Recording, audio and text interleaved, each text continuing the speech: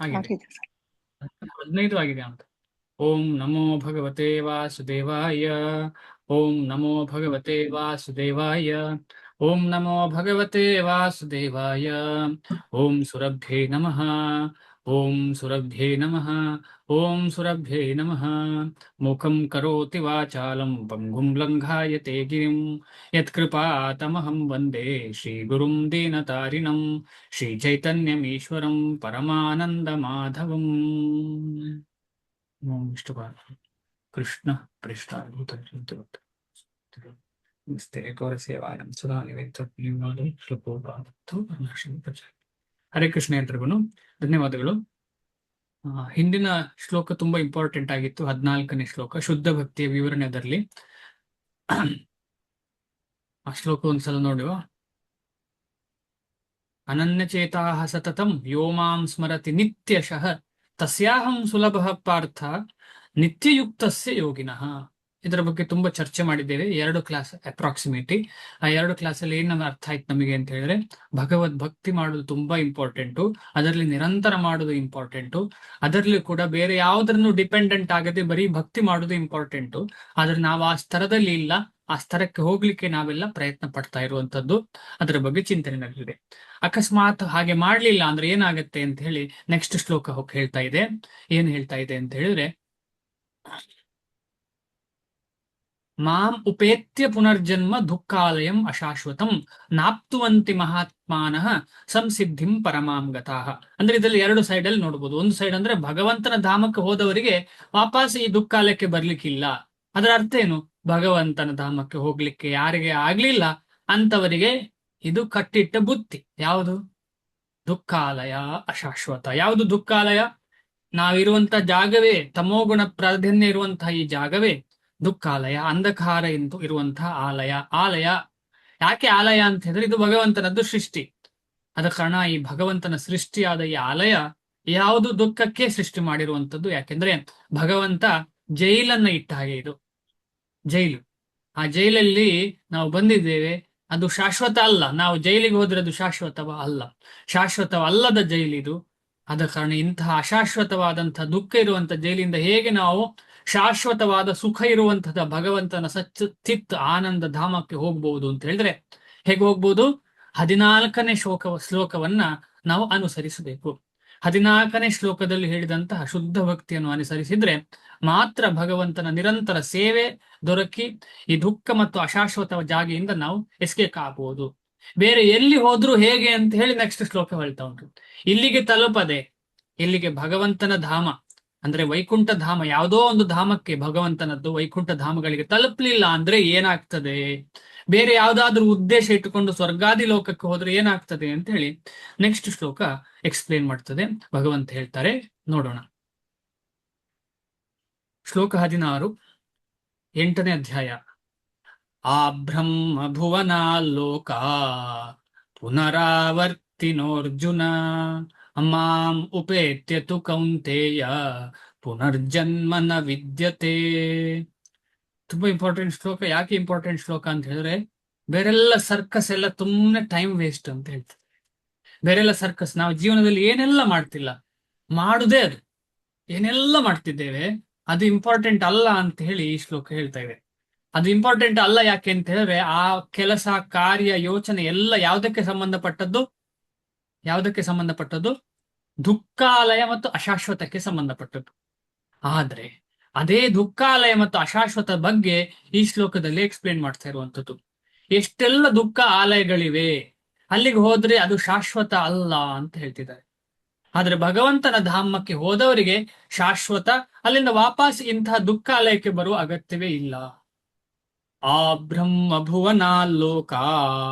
ಆ ಬ್ರಹ್ಮ ಭುವನಾತ್, ಕೆಳಗಿಂದ, ಎಲ್ಲಿಂದ? ಪಾತಾಳ, ಅತಲ ವಿತಲ ಸುತ್ತಲ ತಲಾತಲ, ಆ ಒಂದು ಕೆಳಗಿರೋದ್ರಿಂದ ಮೇಲೆ ಲಾಸ್ಟಿಗಿರುವುದು ಬ್ರಹ್ಮನ ಲೋಕ, ಸತ್ಯಲೋಕ.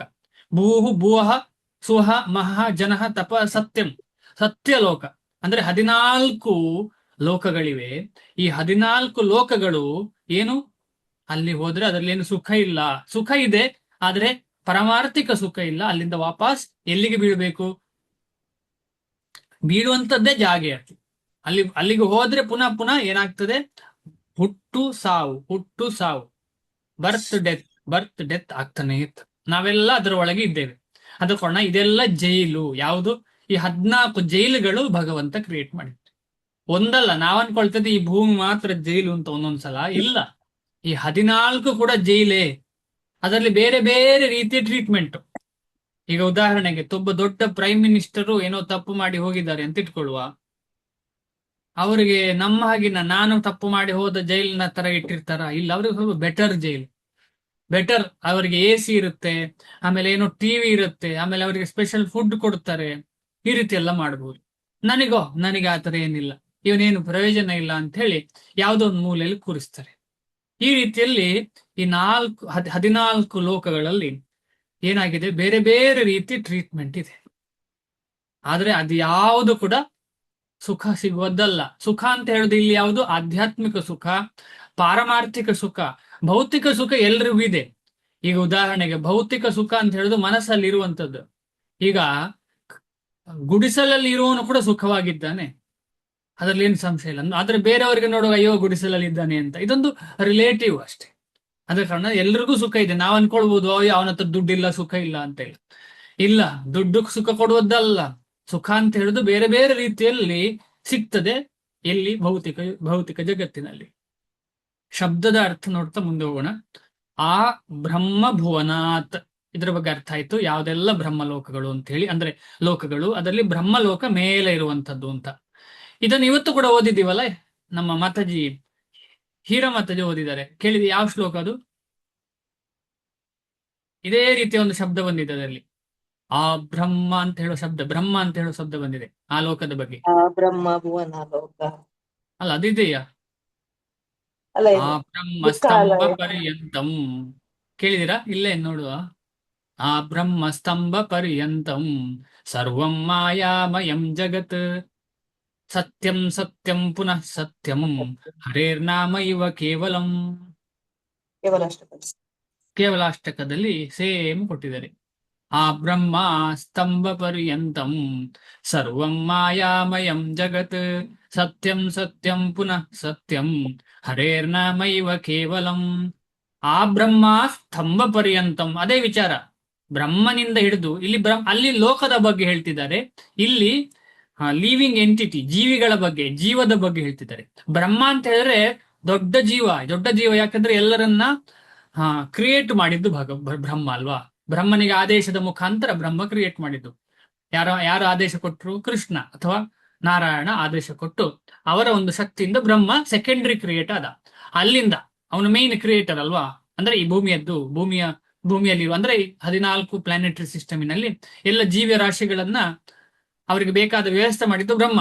ಅದು ದೊಡ್ಡವರು, ಪ್ರೈಮ್ ಮಿನಿಸ್ಟರು. ಅಲ್ಲಿಂದ ಹಿಡಿದು ಸಾಮಾನ್ಯ ವ್ಯಕ್ತಿ, ಸ್ತಂಭ, ಕೀಟಗಳು ಎಲ್ಲ ಇರ್ತದೆ ಅಂತ ಇಟ್ಕೊಳ್ಳೋ. ಮರಗಳ ಬಗ್ಗೆ ಹೇಳ್ತಿದ್ದಾರೆ ಇಲ್ಲಿ. ಚಲನೆ ಕಮ್ಮಿ ಇರುವಂತಹ ವ್ಯಕ್ತಿಗಳ ಬಗ್ಗೆ, ಜೀವಿಗಳ ಬಗ್ಗೆ ಹೇಳ್ತಿದ್ದಾರೆ. ಅಲ್ಲಿಯ ತನಕ ಸ್ತಂಭ ಅಂದ್ರೆ ಏನು? ಚಲನೆ ಇಲ್ಲ ಅದಕ್ಕೆ. ಅದರ ಮೇಲೆ ಇರುವಂತದ್ದು ಬೇರೆ ಬೇರೆ ಪ್ರಾಣಿ ಪಕ್ಷಿಗಳೆಲ್ಲ ಇವೆ. ಅದರ ನಡುವೆ ಎಲ್ಲರಿಗೂ ಏನಾಗ್ತದೆ? ಎಲ್ಲರೂ ಯಾರ ಕೈ ಕೆಳಗಿದ್ದಾರೆ? ಎಲ್ಲರೂ ಯಾರ ಕೈ ಕೆಳಗಿದ್ದಾರೆ? ಭಗವಂತನ ಕೈ ಕೆಳಗಲ್ಲ. ಭಗವಂತನ ಕೈ ಕೆಳಗೆ ಆದ್ರೆ ಇದು ವೈಕುಂಠ ಆಯ್ತಲ್ಲ. ಮಾಯೆಯ ಕೈ ಕೆಳಗಿದ್ದೇವೆ ನಾವೆಲ್ಲ. ಅದಕ್ಕೋಸ್ಕರ ಭಗವದ್ಗೀತೆಯಲ್ಲಿ ನಾವು ಈಗಾಗಲೇ ಚಿಂತನೆ ಮಾಡಿದ್ದೇವೆ. ಯಾವ್ದು ನಮ್ಮನ್ನ ಕಂಟ್ರೋಲ್ ಮಾಡ್ತದೆ? ತ್ರಿಗುಣಗಳು. ತ್ರಿಗುಣಗಳು ಕಂಟ್ರೋಲ್ ಮಾಡುದು. ತ್ರಿಗುಣಗಳು ಯಾರ್ದು ತ್ರಿಗುಣಗಳು, ಹಗ್ಗಗಳು ಯಾರ್ದು? ಮಾಯೆಯದ್ದು ಹಗ್ಗ ಅದು. ನಮ್ಮನ್ನು ಕಟ್ಟಿ ಹಾಕ್ಲಿಕ್ಕೆ ಮಾಯೆ 3 ಹಗ್ಗಗಳಿಂದ ಕಟ್ಟಿ ಹಾಕ್ತದೆ. ಅದು ತ್ರಿಗುಣಗಳು. ಅಂತಹ ತ್ರಿಗುಣಗಳು ಎಲ್ಲೆಲ್ಲ ಇದೆ? ಬ್ರಹ್ಮಲೋಕದಿಂದ ಹಿಡಿದು ಎಲ್ಲಾ 14 ಲೋಕಗಳಲ್ಲಿದೆ. ಆದ್ರೆ ಅಂತಹ ಮಾಯೆಯಿಂದ ಹೊರಗೆ ಬರಬೇಕಿದ್ರೆ ಕೇವಲ ಯಾವುದು? ಹರೇರ್ ನಾಮ. ಅದು ನಿಜವಾಗಿ ಸತ್ಯ ಸತ್ಯ ಸತ್ಯ ಅಂತ 3 ಸಲ ಹೇಳಿದ್ದಾರೆ.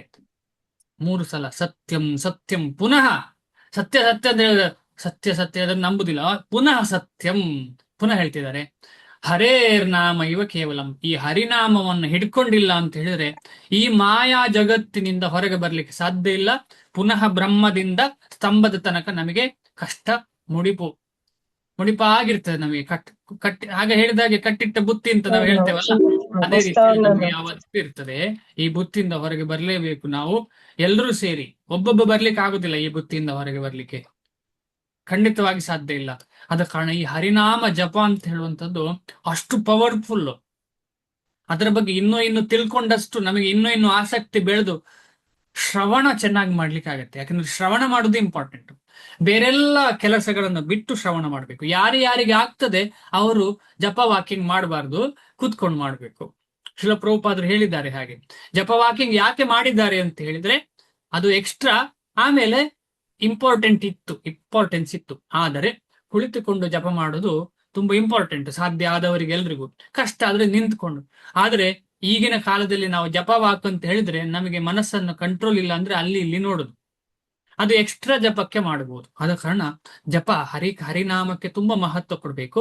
ಯಾಕಂದ್ರೆ ಹರಿಯ ನಾಮ ಪ್ರತಿಯೊಂದು ಅಕ್ಷರಗಳಿಗೆ ನಾವು ಮನ್ನಣೆ ಆಮೇಲೆ ಅದಕ್ಕೆ ರೆಸ್ಪೆಕ್ಟ್ ಕೊಡದೆ ಅದನ್ನು ನಾವು ಕೇಳಲಿಲ್ಲ ಅಂತ ಹೇಳಿದ್ರೆ ಆಗ ಅದೊಂದು ಭಗವಂತನಿಗೆ ಇಷ್ಟ ಆಗಲ್ಲ, ಅದೊಂದು ಅಫೆನ್ಸ್ ಆಗಿಬಿಡ್ತದೆ, ಅಪರಾಧ ಆಗಿಬಿಡ್ತದೆ ಭಗವಂತನಿಗೆ. ಆದ ಕಾರಣ ನಾವು ಆದಷ್ಟು ಜಾಗರೂಕತೆಯಿಂದ ಈ ಅಪರಾಧ ಮಾಡದ ಹಾಗೆ ನಾವು ಪ್ರಯತ್ನ ಪಡಬೇಕು. ಅದಕ್ಕೆ ಹೇಳುದು ಗುರುರವಜ್ಞಾ ಶ್ರುತಿಶಾಸ್ತ್ರ ನಿಂದನಂ ತದರ್ಥವಾದ ಹರಿನಾಮ್ನಿ ಕಲ್ಪನಂ ನಾಮ್ನೋ ಬಲಾದಿಸ್ಯ ಹಿ ಪಾಪ ಬುದ್ಧಿ ನ ವಿದ್ಯತೆ ತಸ್ಯ ಅಪಿಪ್ರಮಾದ ಅಂತ ಹೇಳ್ತಾರೆ ಲಾಸ್ಟಿಗೆ. ಪ್ರಮಾದ ಅಂತ ಹೇಳಿದ್ರೆ ಏನು? ಇನ್ಅಟೆಂಟಿವ್ನೆಸ್. ಪ್ರಮಾದ ಅಂದ್ರೆ ಇನ್ಅಟೆಂಟಿವ್ನೆಸ್. ಕನ್ನಡದಲ್ಲಿ ಹೇಳ್ಬೇಕಿದ್ರೆ ಅದನ್ನ ಒಂದು ಅಲ್ಲಿ ಇಲ್ಲಿ ಮನಸ್ಸು, ಹರೇ ಕೃಷ್ಣ ಮಹಾಮಂತ್ರ ಜಪ ಮಾಡುವಾಗ ಮನಸ್ಸು ಅಲ್ಲಿ ಇಲ್ಲಿ ಹೋಗ್ಲಿಕ್ಕೆ ಅವಕಾಶ ಕೊಡೋದು. ಅಲ್ಲಿ ಇಲ್ಲಿ ಹೋಗುದು ಸಹಜ, ಮನಸ್ಸಿನ ಗುಣ. ಆದ್ರೆ ನಾವೇ ಅವಕಾಶ ಕೊಡ್ತೇವಲ್ಲ, ಅಲ್ಲಿ ಹೋಗು ಇಲ್ಲಿ ಹೋಗು ಅಂತ ಹೇಳಿ. ಈಗ ಉದಾಹರಣೆಗೆ ಹರೇ ಕೃಷ್ಣ ಮಹಾಮಂತ್ರ ಜಪ ಮಾಡ್ಲಿಕ್ಕೆ ಕೂತಿದ್ದೀನಿ ನಾನು, ಮನಸ್ಸು ಹೇಳ್ತಾ ಉಂಟು ಅಲ್ಲಿ ಹೋಗಿ ಮೊಬೈಲ್ ಟಚ್ ಮಾಡು ಅಂತ ಹೇಳಿ. ನಾನು ಎದ್ದು ಹೋದ್ರೆ ಅದು ನಾನು ಅವಕಾಶ ಮಾಡಿಕೊಟ್ಟ ಹಾಗೆ. ಎದ್ದು ಹೋಗ್ಲಿಲ್ಲ, ಹರೇ ಕೃಷ್ಣ ಮಹಾಮಂತ್ರವನ್ನು ಪ್ರಯತ್ನ ಪಡ್ತಾ ಇದೆ, ಮನಸ್ಸು ಹೋಗ್ತಾ ಇದೆ, ಆದ್ರೆ ನಾನು ಹೋಗ್ತಿಲ್ಲ. ನಾನು ಅಂದ್ರೆ ಇಲ್ಲಿ ಶರೀರವನ್ನು ಹೇಳ್ತಾ ಇದ್ದೇನೆ, ಬಾಹ್ಯ ಶರೀರ ಹೋಗ್ತಾ ಇಲ್ಲ ಅಂತ ಹೇಳಿದ್ರೆ ಏನು? ನಾನು ಭಗವಂತನ ನನಗೆ ಸಹಾಯ ಮಾಡ್ತೇನೆ, ಅದರಲ್ಲಿ ಹೋಗದೇ ಇರುವುದಕ್ಕೆ ಸಹಾಯ ಮಾಡ್ತಾನೆ, ನಿಧಾನವಾಗಿ ಮನಸ್ಸು ಕಂಟ್ರೋಲ್ ಮಾಡ್ತಾನೆ ಭಗವಂತ. ಇಲ್ಲ ನಾನು ಅಲ್ಲಿ ಹೋದೆ. ಈಗ 16 ಮಾಲೆ ಜಪ ಮಾಡಿದ ಮೇಲೆ ಕೂಡ ನಾವು ಕೆಲವು ಜಪವನ್ನ ಕೂಡ ಫೋಕಸ್ ಮಾಡ್ಬೇಕು, ಆದಷ್ಟು ಫೋಕಸ್ ಮಾಡ್ಬೇಕು ನಾವು. ಆ ಫೋಕಸ್ ಅಂತ ಹೇಳುದು ತುಂಬಾ ಇಂಪಾರ್ಟೆಂಟ್. ಇಲ್ಲ ಅಂತ ಹೇಳಿದ್ರೆ ಏನಾಗ್ತದೆ ಅಂತ ಹೇಳಿದ್ರೆ ಬ್ರಹ್ಮಾದಿ ಸ್ತಂಭ ಪರ್ಯಂತಂ ಸರ್ವಂ ಮಾಯಾಮಯಂ ಜಗತ್ ಅಂತಹ ಮಾಯಾಲೋಕದಲ್ಲಿ ಪುನಃ ಬರುವ ಹಾಗೆ ಆಗ್ತದೆ. ಆದ ಕಾರಣ ಈ ಲೋಕಗಳಲ್ಲಿ ನಾವು ಬರಬಾರ್ದು ಅಂದ್ರೆ ಹರೇ ಕೃಷ್ಣ ಮಹಾಮಂತ್ರ ಅದು ಭಗವಂತನಿಗೂ ಕೃಷ್ಣನ ನಾಮಕ್ಕೂ ವ್ಯತ್ಯಾಸ ಇಲ್ಲ ಅಂತ ಹೇಳಿ ತುಂಬಾ ಕ್ಲಾಸಲ್ಲಿ ನಮಗೆ ಅರ್ಥ ಆಗಿದೆ. ಅದನ್ನ ನಾವು ಗಟ್ಟಿ ಹಿಡಬೇಕು. ಯಾವುದನ್ನ? ಹರಿನಾಮವನ್ನು ಹಿಡಿಬೇಕು. ಹರಿನಾಮ ಹಿಡಬೇಕು, ಹರಿನಾಮ ಕೊಟ್ಟವರನ್ನು ಹಿಡಿಬೇಕು. ಹರಿನಾಮ ಕೊಟ್ಟವರು ಯಾರು? ಚೈತನ್ಯ ಮಹಾಪ್ರಭು. ಅಂದ್ರೆ ಚೈತನ್ಯ ಮಹಾಪ್ರಭುಗಳೇ. ಆದ್ರೆ ನಮಗೆ ಸಿಕ್ಕಿದ್ದು ಚೈತನ್ಯ ಮಹಾಪ್ರಭುಗಳಿಂದ ಅಲ್ಲ, ನಮಗೆ ಸಿಕ್ಕಿದ್ದು ವೈಷ್ಣವರಿಂದ, ಸಾಧುಗಳಿಂದ. ಆದ ಕಾರಣ ಸಾಧು ಅಥವಾ ವೈಷ್ಣವ ಸೇವಾ ಫಸ್ಟ್, ಸೆಕೆಂಡ್ ಹರಿನಾಮ. ಇದು ಎರಡು ಜೊತೆ ಹೋಗ್ಬೇಕು. ಈ ರೀತಿ ಜೊತೆ ನಾವು ಮಾಡ್ತಾ ಇರ್ಬೇಕು. ಸಾಧು ಸಂಘ ಯಾವಾಗ ಚೆನ್ನಾಗಿ ಆಗ್ತದೆ ಆಗ ನಮಗೆ ಹರಿನಾಮದಲ್ಲಿ ಇನ್ನೂ ಜಾಸ್ತಿ ಶ್ರದ್ಧೆ ಬೆಳೀತದೆ. ಸಾಧು ಸಂಘ, ಹರಿನಾಮ ಅಥವಾ ಕೃಷ್ಣ ಭಕ್ತಿಗೆ ಮೂಲವೇ ಸಾಧು ಸಂಘ. ನಮಗೆಲ್ಲ ಗೊತ್ತು, ಪುನಃ ಅದೇ ಚರ್ಚೆ. ನಾವು ಎಷ್ಟೊತ್ತು ಸಾಧು ಸಂಘ ಮಾಡ್ತಿದ್ದೇವೆ? ಕಮ್ಮಿ ಮಾಡ್ತಿದ್ದೇವೆ. ಆದ ಕಾರಣ ಅದಕ್ಕೆ ಅಕಾರ್ಡಿಂಗ್ಲಿ ನಮಗೆ ಬೆನಿಫಿಟ್ ಸಿಗ್ತಾ ಇರುವಂಥದ್ದು. ನಾವು ಸಾಧು ಸಂಘ ಎಷ್ಟೊತ್ತು ಮಾಡ್ತಿದ್ದೇವೆ? 1 ಗಂಟೆ, ಅರ್ಧ ಗಂಟೆ, 3/4 ಗಂಟೆ. ನಾವು ಹೇಳಬಹುದು ಶ್ರೀಲ ಪ್ರಭುಪಾದರ ಲೆಕ್ಚರ್ ಇಡೀ ದಿವಸ ಕೇಳ್ತೇನೆ ಅಂತ ಹೇಳಿ, ಅದು ಒಳ್ಳೆ ವಿಚಾರ, ಖಂಡಿತವಾಗಿ ಒಳ್ಳೆ ವಿಚಾರ. ಆದರೆ ಹಾಗೆ ಹೇಳುವಂಥದ್ದು ಒಂದು ರೀತಿಯಲ್ಲಿ ಶ್ರೀಲ ಪ್ರಭುಪಾದರನ್ನ ನಾವು ಆಕ್ಸೆಪ್ಟ್ ಮಾಡಲಿಲ್ಲ ಅಂತ ಅರ್ಥ. ಯಾಕೆಂತ ಹೇಳಿದ್ರೆ ಶ್ರೀಲ ಪ್ರಭುಪಾದರು ಹೇಳ್ತಿದ್ದಾರೆ ವೈಷ್ಣವರ ಸಂಘ ಮಾಡು ಅಂತ ಹೇಳಿ, ನಾವ್ ಹೇಳ್ತಿದ್ದೇವೆ ಸರಿ ಶ್ರೀಲ ಪ್ರಭುಪಾದರ ಸಂಘ ಮಾಡ್ತಿದ್ದೇನೆ ಕ್ಲಾಸಲ್ಲಿ, ಅದು ಮಾಡ್ಲೇಬೇಕು, ಅದನ್ನು ಹೇಳಲಿಕ್ಕಿಲ್ಲ. ಜಪ ಮಾಡ್ಲೇಬೇಕು, ಹರಿನಾಮದ ಸಂಘ ಮಾಡ್ತಾ ಇದ್ದೇವೆ, ಅದನ್ನು ಹೇಳ್ತಾ ಇಲ್ಲ. ಇಲ್ಲಿ ಹೇಳ್ತಾ ಇರುವಂತದ್ದು ಶರೀರದಲ್ಲಿ ಇರುವಂತಹ ವೈಷ್ಣವರ ಸಂಘ ಮಾಡಬೇಕು. ಶರೀರದಲ್ಲಿ ಇರುವಂತಹ ಅಂದ್ರೆ ದೇಹ, ಈ ಮಟೀರಿಯಲ್ ಲೋಕದಲ್ಲಿ ಇರುವಂತಹ ನಮಗೆಲ್ಲ ಕಾಣುವಂತಹ ಶರೀರಧಾರಿ ಆಗಿರುವಂತಹ ವೈಷ್ಣವರ ಸಂಘ ಸೇವೆ ಮಾಡಿರ್ಬೇಕು. ಅದು ಇಲ್ಲ ಅಂತ ಹೇಳಿದ್ರೆ ಪ್ರೋಗ್ರೆಸ್ ಕಮ್ಮಿ. ಆದ ಕಾರಣ ಇದು ವರ್ಸ್ಟ್ ಕೇಸಲ್ಲಿ ನಾವು ಶ್ರೀಲ ಪ್ರಭುಪಾದರ ಲೆಕ್ಚರ್ ಕೇಳೋದು ಎಲ್ಲ ಕರೆಕ್ಟ್, ಅದನ್ನ ನಿಲ್ಲಿಸ್ಲಿಕ್ಕೆ ಇಲ್ಲ. ಅದು ಅಲ್ಲಿ ಹೋದ್ರೂ ನಿಲ್ಲಿಸ್ಲಿಕ್ಕೆ ಇಲ್ಲ, ಇಲ್ಲಿ ಹೋದ್ರೂ ನಿಲ್ಲಿಸ್ಲಿಕ್ಕಿಲ್ಲ ಅದನ್ನ. ಹರಿನಾಮವನ್ನ, ಆಮೇಲೆ ವೈಷ್ಣವರ ಕೀರ್ತನೆಗಳನ್ನ, ಲೆಕ್ಚರ್ಗಳನ್ನ ನಿಲ್ಲಿಸುವ ಕಾನ್ಸೆಪ್ಟ್ ಇಲ್ಲ. ಆದರೆ ಶರೀರದಲ್ಲಿ ಇರುವಂತಹ ಭಕ್ತನ ಸಂಘ ಮಾಡುದು ತುಂಬಾ ಇಂಪಾರ್ಟೆಂಟ್. ಅದು 24 ಗಂಟೆ ಇರಬೇಕು. ಒಬ್ಬ ಅಲ್ಲ, ಇಬ್ರಲ್ಲ, ತುಂಬಾ. ಯಾಕಂದ್ರೆ ಹೇಳ್ಬೋದು, ಒಬ್ರು ನಮ್ಮ ಮನೆಯಲ್ಲಿ ಒಬ್ರು ಭಕ್ತರಿದ್ದಾರೆ, ನನ್ನ ಗಂಡ ಭಕ್ತ, ನನ್ನ ಹೆಂಡತಿ ಭಕ್ತೆ, ಅಥವಾ ಭಕ್ತಿ ಆಗ್ಲಿಕ್ಕೆ ಪ್ರಯತ್ನ ಪಟ್ಟಿದ್ದಾರೆ, ಸಾಕಲ್ವಾ? ಇಲ್ಲ. ನಮ್ದು ಸಂಕೀರ್ತನೆ ಮೂವ್ಮೆಂಟ್. ಸಂಕೀರ್ತನೆ ಅಂದ್ರೆ ಏನು? ಎಷ್ಟು ಹೊತ್ತು ಸಂಕೀರ್ತನೆ? ಯಾರಾದ್ರೂ ಹೇಳಿ. ನಿರಂತರ.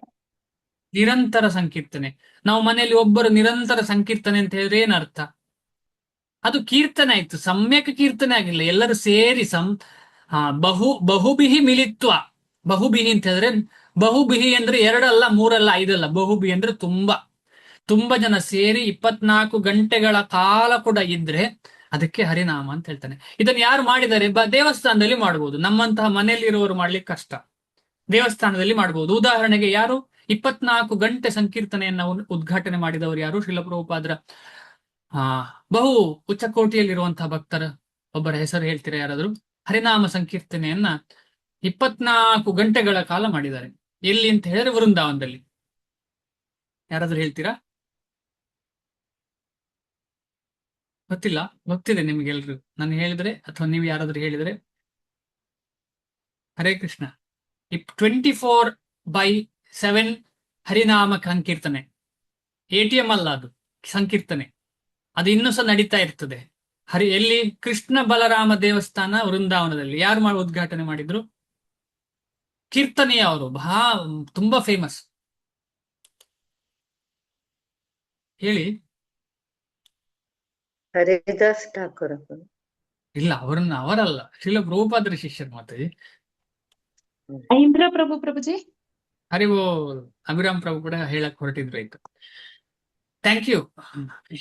ಐಂದ್ರ ಪ್ರಭುಗಳು ಅವ್ರು ಏನ್ ಹೇಳ್ತಾರೆ ಅಂತ ಹೇಳಿದ್ರೆ, ಅವ್ರೇನ್ ಹೇಳ್ತಾರೆ, ಇದ್ರ ಬಗ್ಗೆ ಹಿಂದೆ ಕೂಡ ನಾವು ಚರ್ಚೆ ಮಾಡಿದೆ. ಅವ್ರು ಏನ್ ಹೇಳ್ತಿದ್ದಾರೆ ಅಂತ ಹೇಳಿದ್ರೆ, ಸರ್ವಧರ್ಮಾನ್ ಪರಿತ್ಯಜ್ಯ ಮಾಂ ಏಕಂ ಶರಣಂ ವ್ರಜ ಅಂತ ಹೇಳೋ ಶ್ಲೋಕದಲ್ಲಿ ಮಾಂ ಏಕಂ, ಈಗ ಅವ್ರೇನ್ ಹೇಳ್ತಾರೆ? ನಾಮಂ ಏಕಂ. ಯಾಕಂದ್ರೆ ಮಾಮಿಗೂ ನಾಮಿಗೂ ವ್ಯತ್ಯಾಸ ಇಲ್ಲ. ಅರ್ಥ ಆಗ್ತಿದ್ಯಾ? ಯಾರಾದ್ರೂ ಹೇಳಿ. ಯಾಕಂದ್ರೆ ಮುಖತಃ ನಾವಿಲ್ಲ ಅಲ್ಲ, ನೀವೆಲ್ಲ ಕಣ್ಣು ಮುಚ್ಚಿದ್ದೀರೋ ಅಂದ್ರೆ ಓಪನ್ ಮಾಡಿದ್ದೀರಾ, ಕೇಳ್ತಿದ್ದಾರಾ ನನ್ಗೆ ಗೊತ್ತಾಗಲ್ಲ.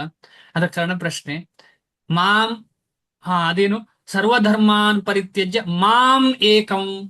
ಮಾಂ ಏಕಂ ಅಂದ್ರೆ ನನ್ನನ್ನು ಮಾತ್ರ ಚಿಂತನೆ ಮಾಡಿ ನನಗೆ ಶರಣಾಗುವಂತ ಭಗವಂತ ಹೇಳ್ತೇನೆ. ಶರಣಂ ವ್ರಜ. ಈ ಮಾಂ ಅಂದ್ರೆ ಏನು ಕಲಿಯುಗಕ್ಕೆ? ಮಾಂ ಅಂದ್ರೆ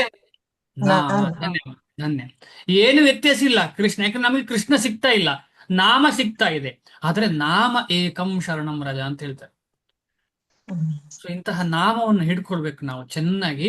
ಅದು ಹೇಗೆ ಸಾಧ್ಯ ಅಂತ ಹೇಳಿದ್ರೆ, ನಮಗೆಲ್ಲ ಗೊತ್ತು, ನಾವು ಒಟ್ಟಿಗೆ ಜೀವನ ಮಾಡಬೇಕು. ಅದು ಅದಕ್ಕೆ ತಕ್ಕಂತಹ ವೃಂದಾವನದಂತಹ ಪರಿಸರದಲ್ಲಿ ಜೀವನ ಮಾಡಬೇಕು. ಅದು ನಮ್ಗೆ ಆಗ್ತಿಲ್ಲ, ಏನೋ ಒಂದು ವಿಚಾರ. ಆದ್ರೆ ಆಗುದಿಲ್ಲ. ಯಾಕೆ ಅಂತ ಹೇಳಿದ್ರೆ ನಮ್ಮ ಹೃದಯದಲ್ಲಿ ಅದಕ್ಕೆ ಆಸಕ್ತಿ ಇಲ್ಲ. ನಾವೆಲ್ಲ ಸೇರಿ ನಾವು ಅದನ್ನು ಹೃದಯದಲ್ಲಿ ಆಸಕ್ತಿ ಬೆಳೆಸಬೇಕು. ಈಗ ನಾವಿಲ್ಲಿ ಸೇರಿದಂತ 25, 30, 40, 20, 10 ಎಷ್ಟೇ ಡಿವೋಟಿಸ್ ಆಗ್ಲಿಕ್ಕೆ ಪ್ರಯತ್ನ ಪಡುವರೆಲ್ಲರೂ ಒಂದೇ ಭಾವದಿಂದ ಪ್ರಭುಪಾದರು ಹೇಳಿದಂತಹ ಎಲ್ಲರೂ ವೈಷ್ಣವರು ಜೊತೆಯಲ್ಲಿ ಜೀವನ ಮಾಡುವಂತಹ ಪರಿಸ್ಥಿತಿ ನಮಗೆ ಕಲ್ಪಿಸಿಕೊಡಲ್ಲ ಅಂತ ಭಗವಂತನಲ್ಲಿ ಕೇಳಬೇಕು. ಹಾಗೇನಾಗ್ತದೆ, ನಿಧಾನವಾಗಿ ನಮ್ಮ ಮನಸ್ಸೆಲ್ಲ ಆ ಕಡೆ ಹೋಗ್ಲಿಕ್ಕೆ ಶುರುವಾಗ್ತದೆ. ಆಗ ಮಾತ್ರ ಸಂಕೀರ್ತನೆ ನಿಜವಾಗಿ ಆಗ್ಲಿಕ್ಕೆ ಸಾಧ್ಯ. ಮಾಸಾಗಿ. ಈಗ ನಾವೆಲ್ಲ ದೇವಸ್ಥಾನಕ್ಕೆ ಹೋದ್ರೆ ಮಾತ್ರ ಆಗ್ತದೆ, ಇಲ್ಲ ಮನೆಯಲ್ಲಿ ಸ್ವಲ್ಪ ಹೊತ್ತು ಆಗ್ತದೆ. ಆದ್ರೆ ಕಂಟಿನ್ಯೂಸ್ ಆಗ್ಬೇಕಿದ್ರೆ ಇದು ತುಂಬಾ ಇಂಪಾರ್ಟೆಂಟ್, ಸೀರಿಯಸ್ ವಿಚಾರ. ಶ್ರೀಲ ಪ್ರಭುಪಾದರು ಹೇಳ್ತಾ ಇರುವಂತದ್ದನ್ನ ನಾವಿಲ್ಲಿ ಡಿಸ್ಕಷನ್ ಮಾಡ್ತಿದ್ದೇವೆ. ಅನುವಾದಕ್ಕೆ ಹೋಗ್ತಾ ಇದ್ದೀನಿ. ಇದು ಕಂಪ್ಲೀಟ್ ಮಾಡಿಲ್ಲ, ಬೇಗ ಓದ್ತೀನಿ. ಆ ಬ್ರಹ್ಮಭುವನಾಥ್, ಬ್ರಹ್ಮಲೋಕದವರೆಗೆ ಲೋಕಾಹ ಲೋಕಗಳು ಪುನಃ ಮತ್ತೆ ಆವರ್ತಿನಃ ಹಿಂತಿರುಗುವಂತವು. ಅರ್ಜುನನೇ ಮಾಂ ನನ್ನನ್ನು ಉಪೇತ್ಯ ತಲುಪಿ ತು ಆದರೆ ಕೌಂತೆಯ ಕುಂತಿಪುತ್ರನೇ ಪುನಃ ಜನ್ಮ ಮರುಹುಟ್ಟು ನ ವಿದ್ಯತೆ ಎಂದಿಗೂ ಇರುವುದಿಲ್ಲ. ಈಗ ನಾವೆಲ್ಲ ಡಿಸ್ಕಷನ್ ಮಾಡ್ತಾ ಇರುವಂತದ್ದು ಹೇಗೆ ನಾವೆಲ್ಲ LKG ಇಂದ PhD ತನಕ ಹೋಗ್ಬೋದು ಅಂತ ಅಷ್ಟೇ. ಇದರಲ್ಲಿ ಹೆದರುವ ವಿಚಾರ ಅಲ್ಲ. ಸ್ಟೆಪ್ ಬೈ ಸ್ಟೆಪ್ ಹೇಗೆ ನಾವು ಆ ಕಡೆ ಹೋಗ್ಬೋದು, ಪ್ರಾಕ್ಟಿಕಲಿ ಹೇಗೆ ಮುಂದೆ ಹೋಗ್ಬೋದು ಎಂಬುದು ಚರ್ಚೆ ಅಷ್ಟೇ. ಅಕಸ್ಮಾತ್ ಯಾರೋ ಒಬ್ಬ ಆ ಲೆವೆಲ್ ಅಲ್ಲಿ ಇಲ್ಲ ಅಂತ ಹೇಳಿ, ನಾನಿಲ್ಲ ನಾನು ಸತ್ಯವಾಗಿಲ್ಲ ಹಾಗೆ ಹೇಳಿ ಹೆದರುವುದಲ್ಲ. ನಾವು ಇನ್ನೊಂದು ಅಂತಹ ಸ್ಥಿತಿಯಲ್ಲಿರುವಂತಹ ವೈಷ್ಣವರ ಸಹಾಯ ತಗೊಂಡು ಹೇಗೆ ನಾನು ಹೋಗ್ಬೋದು ಮುಂದೆ ಅಂತ ಚಿಂತನೆ. ಯಾಕೆಂದ್ರೆ ನಾವು ಶ್ರೀಲ ಪ್ರಭುಪಾದ್ರು ಹೇಳ್ತಾರೆ, ಅದೇನ್ ಹೇಳ್ತಾರೆ ಅಂತ ಹೇಳಿದ್ರೆ ಫೂಲ್ಸ್ ಡಿಕ್ಷನರಿ ಅಂತ ಹೇಳ್ತಾರೆ. ಯಾವುದು ನಾಟ್ ಪಾಸಿಬಲ್, ನಂಗೆ ಆಗುದಿಲ್ಲ ಅಂತ ಹೇಳುವಂತದ್ದು ಯಾವ್ದರ ಡಿಕ್ಷನರಿಯಲ್ಲಿ ಇರೋದು? ಫೂಲ್, ಪೆದ್ದ ಅಥವಾ ಫೂಲಿಗೆ ಏನ್ ಹೇಳ್ತಾರೆ? ಮೋಸ ಹೋದವ ಅಥವಾ ಹ? ಮೂರ್ಖ ಪ್ರಭುಜಿ. ಮೂರ್ಖ. ಮೂರ್ಖ ಮೂರ್ಖನ ಡಿಕ್ಷನರಿ, ನಿಘಂಟು.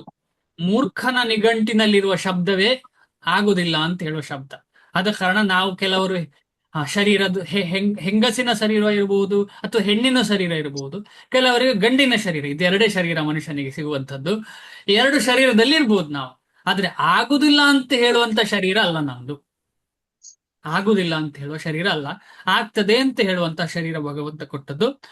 ಆದ ಕಾರಣ ನಾವೆಲ್ಲ ಸೇರಿ ಇದಾಗ್ತದೆ ಅಂತ ಹೇಳುವಂತಹ ಮನಸ್ಥಿತಿಯಿಂದ ಇದರ ಬಗ್ಗೆ ಚಿಂತನೆ. ಆದ್ರೆ ಸ್ಟೆಪ್ ಬೈ ಸ್ಟೆಪ್, ಒಂದೇ ದಿವಸ ಹಾರುದಲ್ವೇ ಅಲ್ಲ. ಭಕ್ತಿಗಾಗ್ಲಿ ಈ ರೀತಿಯ ಭಕ್ತರ ಜೊತೆ ವಾಸಿಸುವುದಕ್ಕೆ ಒಂದೇ ದಿವಸದಲ್ಲಿ ಹಾರ್ಲಿಕ್ಕೆ ಸಾಧ್ಯನೂ ಇಲ್ಲ. ಅನುವಾದ: ಐಹಿಕ ಜಗತ್ತಿನ ಅತ್ಯುನ್ನತ ಲೋಕದಿಂದ ಅತಿ ಕೆಳಗಿನ ಲೋಕದವರೆಗೆ ಎಲ್ಲ ಲೋಕಗಳು ದುಃಖಗಳ ಆವಾಸಗಳೇ. ಇವುಗಳಲ್ಲಿ ಜನನ ಮರಣಗಳು ಮತ್ತೆ ಮತ್ತೆ ಆಗುತ್ತವೆ. ಜನನ ಮರಣಗಳು ಮತ್ತೆ ಮತ್ತೆ ಆಗ್ತವೆ. ಈಗ ಒಂದು ಪ್ರಶ್ನೆ ಬೀಳ್ತದೆ, ಈ ಸ್ವರ್ಗ ಲೋಕದಲ್ಲಿ ಇಲ್ಲಿಗಿಂತ ಖುಷಿಯ ಅಲ್ಲ ದುಃಖವ ಭೌತಿಕವಾಗಿ? ಇಲ್ಲಿಗಂತೂ ಸುಖ. ಇಲ್ಲಿಗಿಂತ ಸುಖ. ಬಟ್ ಅವರೆಲ್ಲ ಭಕ್ತರಲ್ವಾ? ಹೆಚ್ಚಿನವರು ಅಂದ್ರೆ ಈಗ ದೇವತೆಗಳು, ಅಲ್ಲಿ ಇರುವವರೆಲ್ಲ ಭಕ್ತರು ಅಂತ ಹೇಳಿಕ್ ಆಗುದಿಲ್ಲ. ದೇವತೆಗಳು ಕೆಲವರೆಲ್ಲ ಭಕ್ತರಲ್ವಾ? ಹೌದು. ಅಲ್ಲಿ ಪುಣ್ಯ ಮಾಡಿದವರು. ಕುಡಿಯುವುದೆಲ್ಲ ಉಂಟಂತೆ, ಹೌದಲ್ವಾ? ಆದ್ರೆ ಅದ್ರ ಟೈಮ್ ಆದ ನಂತರ ಇನ್ನು ಬರ್ಬೇಕಲ್ಲ ಪ್ರಭು, ಇಲ್ಲಿ ಜನ್ಮ ಪ್ರತಿ ಜರದಲ್ಲಿ. ಅರೆ ಓ, ಕರೆಕ್ಟ್ ಆಗಿ ಹೇಳಿದ್ರಿ. ಅಲ್ಲಿ ಕೂಡ ಹೋದ್ರೆ ಹೈಯೆಸ್ಟ್ ಎಂಜಾಯ್ಮೆಂಟ್ ಉಂಟು, ಅದಕ್ಕೆ ಅದು ದೊಡ್ಡ ರಿಸ್ಕ್. ಅಲ್ಲಿ ಏನು ಶೇಂದಿ ಅಲ್ಲ, ಅದಕ್ಕೆ ಏನ್ ಹೇಳ್ತಾರೆ ಅದಕ್ಕೆ? ದ್ರಾಕ್ಷರಸವಾ? ದ್ರಾಕ್ಷರಸ, ರಸ. ಸುರಪಾನ. ಸುರಪಾನ. ಸುರಪಾನ. ಅಸುರಪಾನ ಅಲ್ಲ, ಸುರಪಾನ ಮಾಡ್ತಾರೆ ಅಲ್ಲಿ. ಆಮೇಲೆ ಸೋಮರಸ ಅನ್ಲಿಮಿಟೆಡ್ ಸೆನ್ಸ್. ಏನು ಸೋಮರಸ ಅಂತ ಹೇಳ್ತಾರೆ ಪ್ರಭು. ಸೋಮರಸ. ಆಮೇಲೆ ಅನ್ಲಿಮಿಟೆಡ್ ಸೆನ್ಸ್ ಗ್ರೆಟಿಫಿಕೇಶನ್ ಉಂಟಲ್ಲಿ, ಲಿಮಿಟೆಡ್ ಏನಲ್ಲ. ಅಲ್ಲಿ ಮುಪ್ಪಿಲ್ಲ, ಅಲ್ಲಿ ಮಕ್ಕಳು ಹಡಿಲಿಕ್ಕೆ ಅಂತ ಏನಿಲ್ಲ, ಪ್ರಾಯ ಆಗುದಿಲ್ಲ, ಸ್ಕಿನ್ ವ್ರಿಂಕಲ್ಸ್ ಬೀಳುದಿಲ್ಲ, ಎಂತ ಸಹ ಇಲ್ಲ. ಎಂಜಾಯ್. ಆಮೇಲೆ ಸಡನ್ ಡೆತ್, ಹಾರ್ಟ್ ಅಟ್ಯಾಕ್ ತರ. ಸಡನ್ ಡೆತ್ ಅಂದ್ರೆ ಪ್ರಾಯ ಆಗುವಾಗ ಸಾಯುವಂಥದ್ದು, ಈ ರೀತಿಯ ವಿಷಯ. ಅದು ಪ್ರಾಯ ಆಗಿ ಸಾಯುದು ಅಂತ ಹೇಳಿದ್ರೆ ಪುಣ್ಯ ಕಮ್ಮಿ ಆಗಿ ಪುನಃ ಅವರು ಕೆಳಗೆ ಬರಬೇಕು. ನೀವು ಹೇಳಿದ ಹಾಗೆ ಕೆಳಗೆ ಬರುದು ಎಲ್ಲಿಗೆ? ಅವರು ವಾಪಸ್ ಕೃಷ್ಣನ ಲೋಕಕ್ಕೆ ಹೋಗ್ಬೇಕಿದ್ರೆ ಎಲ್ಲಿಗೆ ಬರಬೇಕು? ಮಧ್ಯಕ್ಕೆ ಬೀಳ್ಬೇಕು, ಬೇರೆ ಎಲ್ಲಿ ಬಿದ್ರೂ ಆಗುದಿಲ್ಲ. ಈಗ ನಾವೆಲ್ಲ ಆ ಒಂದು ಆಟ ಉಂಟಲ್ಲ, ಸರ್ಕಲ್ ಆಗಿರ್ತದೆ, ಮಧ್ಯೆ ಒಂದು ಇರ್ತದೆ. ಆ ಮಧ್ಯಕ್ಕೆ ಹೊಡೆದವನಿಗೆ ಮಾತ್ರ ಪ್ರೈಸ್ ಕೊಡೋದು, ಬೇರೆ ಹೊಡೆದವರಿಗೆ ಸ್ವಲ್ಪ ಸ್ವಲ್ಪ ಕೊಡ್ತಾರ ಏನೋ, ಆದ್ರೆ ಮಧ್ಯಕ್ಕೆ ಹೊಡೆದವರಿಗೆ ಪ್ರೈಸು, ಅದು ಗೋಲೋಕ. ಆಮೇಲೆ ಫಸ್ಟ್ ಸೆಕೆಂಡ್ ಥರ್ಡ್ ಇರಬಹುದು, ಅದು ಬೇರೆ ವಿಷ್ಣು ಲೋಕಗಳಿಗೆ ಸಿಗ್ತದೆ. ಮಧ್ಯಕ್ಕೆ ಹೊಡೆದವರಿಗೆ ಮಾತ್ರ. ಆದ ಕಾರಣ ಬರಬೇಕು ಆ ಮಧ್ಯ ಜಾಗಕ್ಕೆ. ಆ ಮಧ್ಯ ಜಾಗ ಯಾವುದು? ಭೂಲೋಕ ಪ್ರಭುಜಿ. ನಾವಿರುವುದು ಆ ಮಧ್ಯ ಲೋಕ. ಆದ್ರೆ ನಮಗೆ ಸೀರಿಯಸ್ ಆಗಿ ಗೊತ್ತಿಲ್ಲ ನಾವು ಆ ಮಧ್ಯ ಲೋಕದಲ್ಲಿ ಯಾಕೆ ಇದ್ದೇವೆ ಅಂತ ಹೇಳಿ. ಈ ಭೂಲೋಕದಲ್ಲಿ ನಾವಿದ್ದೇವೆ, ಯಾಕಿದ್ದೇವೆ ಅಂತ ನಮಗೆ ಗೊತ್ತಿಲ್ಲ. ಅದೇ ಅಂಧಕಾರ. ಇದೇ ಅಂಧಕಾರ, ಇದೇ ನಮಗೆ ಮೋಸ ಹೋಗುವಂತ. ನಾನು ಇದು ಅಂತ ಹೇಳಿ ನಾನು ಯಾಕಿದ್ದೇನೆ ನನಗೆ ಗೊತ್ತಿಲ್ಲ. ಇಲ್ಲಿ ಅಲ್ಲಿಂದೆಲ್ಲ ಬರುವವರು, ಕೆಳಗಿಂದ ಮೇಲಿಂದ ಎಲ್ಲರೂ ಇಲ್ಲಿಗೆ ಬರಬೇಕು. ಎಲ್ಲಿಗೆ ಹೋಗ್ಬೇಕಿದ್ರೆ ಒಂದೇ ಜಾಗ, ಇಲ್ಲಿ ಒಂದೇ ಡೋರ್ ಇರುದು. ಆ ಡೋರ್ ಅಲ್ಲಿ ವೈಷ್ಣವರ ಸೇವೆ ಮಾಡಿ ಮುಂದೆ ಹೋಗ್ಬೇಕು, ವಿನಃ ಬೇರೆ ಯಾವುದೇ ಡೋರ್ ಎಂಟ್ರೆನ್ಸೇ ಇಲ್ಲ. ಅದು ಕಾರಣ ಆ ಡೋರ್ ಹಿಡಿಲಿಕ್ಕೆ ನಮಗೆ ಹತ್ತಿರ ಬಂದು ನಮಗೆ ಅದು ಸಿಗ್ತಾ ಇಲ್ಲ ಅಂತ ಆದ್ರೆ ಎಷ್ಟು ಡೇಂಜರ್ ನಮಗೆ, ಎಷ್ಟು ಡೇಂಜರ್. ಆದ ಕಾರಣ ನಮ್ಮ ಸಾಧನೆಯನ್ನ ಇನ್ನೂ ಸೀರಿಯಸ್ ಆಗಿ ಮಾಡಬೇಕು. ಇನ್ನೂ ಸೀರಿಯಸ್ ಆಗಿ ಸಾಧನೆ ಮಾಡಿದರೆ ನಮ್ಮ ಭೌತಿಕವಾದ ವಿಚಾರ, ಅದೇ ರೀತಿಯಲ್ಲಿ ಆಧ್ಯಾತ್ಮಿಕ ವಿಚಾರಗಳು ಎರಡು ಕೂಡ ಭಗವಂತನಿಂದ ಚೆನ್ನಾಗಿ ಸ್ವೀಕಾರ ಆಗತ್ತೆ. ಅದು ನಮಗೆ ಸಲೀಸಾಗಿ ಮುಂದೆ ಹೋಗ್ತದೆ, ಅದರಲ್ಲಿ ಏನು ಸಂಶಯ ಇಲ್ಲ. ಆದ್ರೆ ಕಲಿಯುಗದಲ್ಲಿ ಒಗ್ಗಟ್ಟು ಬೇಕು. ಒಗ್ಗಟ್ಟಿಲ್ಲದೆ ಇದಾಗುದಿಲ್ಲ. ನಾನು ಒಬ್ಬನೇ ಮನೆಯಲ್ಲಿ ಮಾಡ್ತೇನೆ ಅಂತ ಹೇಳಿದ್ರೆ ಸಾಧ್ಯ ಇಲ್ಲ. ಅದು ಸಾಧ್ಯ ಇಲ್ಲ. ಆದ ಕಾರಣ ನಾವೆಲ್ಲರೂ ಸೇರ್ಬೇಕು. ಅದಕ್ಕೆ ನಾವು ವಾರಕ್ಕೆ ಒಂದ್ಸಲ ಸೇರುದೆಲ್ಲ ಇದೆಯಲ್ಲ, ಮುಖತಃ ಸೇರುವಂತ ವಿಚಾರಗಳು ಇದೇ ಉದ್ದೇಶ. ಅದು ಆ ವಾರಕ್ಕೆ ಒಂದು ಸಲ ಸೇರುವಂತದ್ದನ್ನ ನಾವು ಮಿಸ್ ಮಾಡ್ಲಿಕ್ಕೆ ಪ್ರಯತ್ನವೇ ಮಾಡಬಾರ್ದು, ಮಿಸ್ ಮಾಡ್ಲಿಕ್ಕೆ ಪ್ರಯತ್ನ ಮಾಡಬಾರ್ದು. ಯಾಕಂದ್ರೆ ನಮ್ಮ ಮನಸ್ಸು ಅದನ್ನ ಮಿಸ್ ಮಾಡ್ಲಿಕ್ಕೆ ಪ್ರಯತ್ನ ಮಾಡೋದು. ಇವತ್ತು ಈ ವಾರ ಬೇಡ, ಪರವಾಗಿಲ್ಲ, ಯಾವುದೋ ಕಾರಣ ಕೊಟ್ಟು ಬೇಡ ಅಂತ ಹೇಳುವಂಥದ್ದು ನಮ್ಮ ಮನಸ್ಸು. ಅದು ದೂರ ಅಂತ ಹೇಳುದು ಮನಸ್ಸು, ಎಕ್ಸೆಟ್ರಾ ಎಕ್ಸೆಟ್ರಾ. ಎಷ್ಟೇ ದೂರ ಇದ್ರು ನನ್ನ ಇಂದ್ರಿಯ ಸುಖಕ್ಕೆ ನಾನು ಖಂಡಿತ ಹೋಗ್ತೇನೆ. ಆದ್ರೆ ಕೃಷ್ಣನ ಇಂದ್ರಿಯ ತೃಪ್ತಿಗಾಗುವ ಬೇಡ, ಅದು ದೂರ ಅಂತ ಅನ್ನಿಸ್ಲಿಕ್ಕೆ ಶುರು ಆಗ್ತದೆ ನನಗೆ. ಆದ್ರೆ ನಾನು ಕೃಷ್ಣನ ಲೋಕಕ್ಕೆ ಹೋಗ್ಲಿಕ್ಕೆ ಹತ್ತಿರ ಬಂದಿದ್ದೇನೆ. ಹತ್ತಿರ ಅಂತ ಹೇಳಿದ್ರೆ ಆ ಲೋಕದಲ್ಲಿ ಇದ್ದೇನೆ ನಾನು. ಎಷ್ಟು ಹತ್ತಿರ ಅಂದ್ರೆ ಸ್ವರ್ಗಕ್ಕಿಂತ ದೂರ, ನರಕಕ್ಕಿಂತ ದೂರ.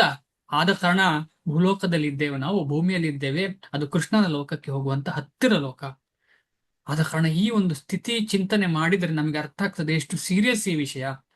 ಈ ಸೀರಿಯಸ್ ಆಗಿ ಇದನ್ನ ನಾವು ತಗೊಂಡು ಸಾಧನೆ ಮಾಡಿದ್ರೆ ಖಂಡಿತವಾಗಿ ಶ್ರೀಲ ಪ್ರಭುಪಾದರ ಆಮೇಲೆ ನಮ್ಮ ಎಲ್ಲ ಗುರು ವೃಂದದಿಂದ ನಮಗೆ ಆಶೀರ್ವಾದ ಸಿಕ್ಕಿ ನಾವು ಭಗವಂತನ ಧಾಮ ಸೇರುವುದು ಅಂದ್ರೆ ಭಗವಂತನ ಸೇವೆ ನಿರಂತರ ಸಿಗ್ತದೆ.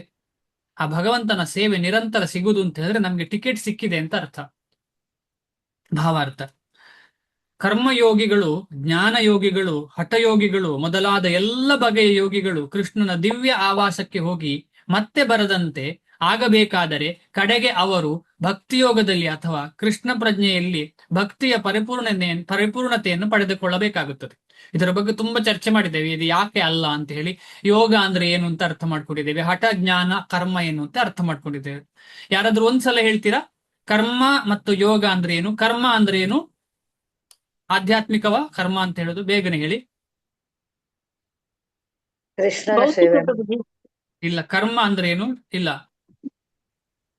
ಒಬ್ರು ಹೇಳಿ. ಆಧ್ಯಾತ್ಮಿಕ ಅಲ್ಲ ಪ್ರಭುಜಿ, ಭೌತಿಕವಾದದ್ದು. ಕರ್ಮ ಅಂತ ಹೇಳುದು ಭೌತಿಕ, ಕರ್ಮ ಅಂತ ಹೇಳುದು ಭೌತಿಕ.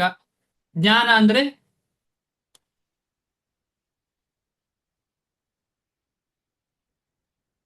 ಜ್ಞಾನ ಅಂದ್ರೆ ಅದೂನು ಭೌತಿಕನೇ.